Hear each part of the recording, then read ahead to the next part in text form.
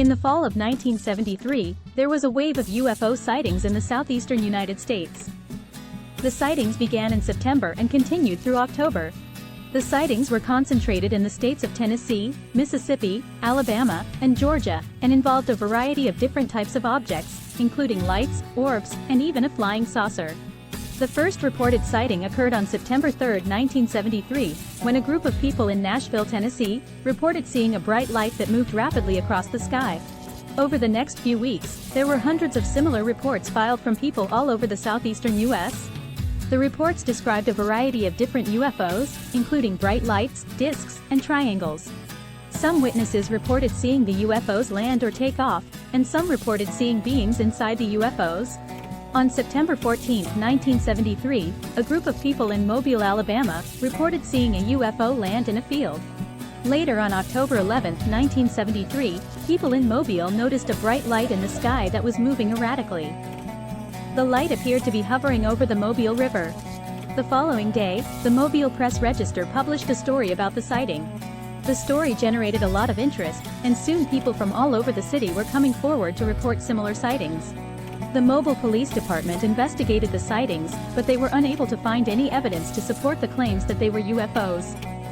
However, the sightings continued for several weeks.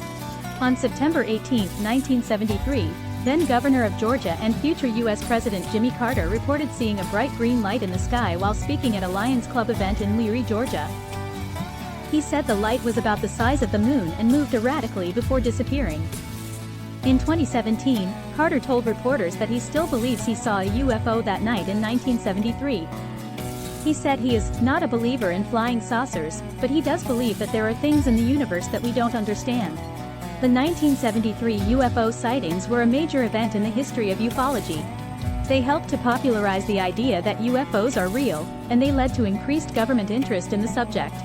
The sightings also sparked a renewed interest in the possibility of extraterrestrial life. Throughout September and October, sightings occurred on a frequent basis. A group of people in Piedmont, Tennessee, reported seeing a large, silent object hovering over a field. A police officer in Nashville, Tennessee, saw a bright light that changed colors and then disappeared. A woman in Memphis, Tennessee, saw a disc-shaped object that hovered over her house. Many other people who were living at the time in the area and happened to be out at night probably can tell you about seeing an odd light in the sky back then.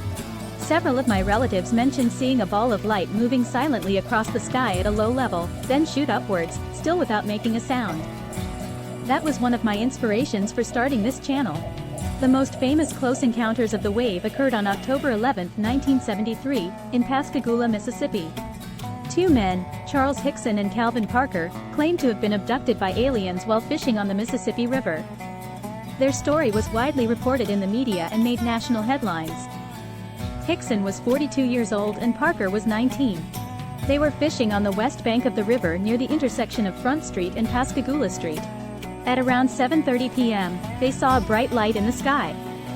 The light descended and landed on the riverbank near them. They described the object as being oval-shaped and about 30 feet long. It had a large window in the front and a row of lights along the sides. The two men said that three creatures emerged from the object. The creatures were about 4 feet tall and had large heads with large, almond-shaped eyes. They had gray skin and were wearing tight-fitting silver suits. The creatures approached them and told them not to be afraid. They said that they came in peace and that they wanted to do some tests on them. The creatures then took them aboard their craft. Inside the ship, Hickson and Parker were subjected to a medical examination. The creatures took blood samples and performed scans of their bodies. After about an hour, the creatures returned the two men to the riverbank. They told the men that they would remember nothing of what had happened. However, they did remember the close encounter.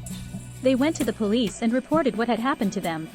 They were both taken to the hospital for evaluation and tests. The doctors found no evidence of physical harm, but they did find that both men had high levels of adrenaline in their blood. Hickson and Parker's story was widely reported in the media. It was the subject of a book, a movie, and a television documentary.